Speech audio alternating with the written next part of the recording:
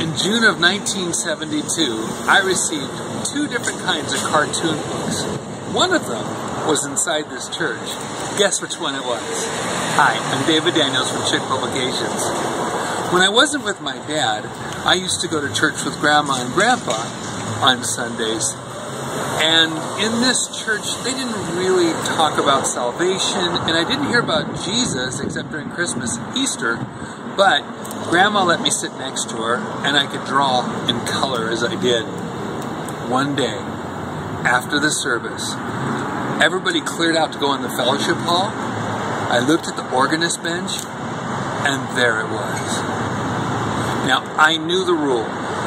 You can't take anything out of a church, not even as small as a pencil. So I took it, and I walked over to the minister, and I said, "Reverend, I think the organist left this on her bench." Well, the minister knew I was chomping at the bit. So he picked it up, looked around at the people and said, "Does this belong to anyone?"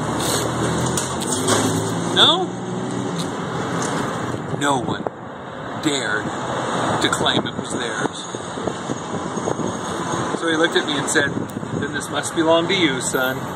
I got my own first Mad magazine. I was so excited. But a few days later, I got something so much more important. That was when I sat in front of the apartments at my house, and a man gave me, "This was your life." It's so ironic that the cartoon that I received in a church had nothing to do with the Lord, but the one in front of my apartment changed my life forever and saved my soul. Now I know you guys wouldn't give a Mad magazine to a dying soul, but I hope more of you will give a Chick tract.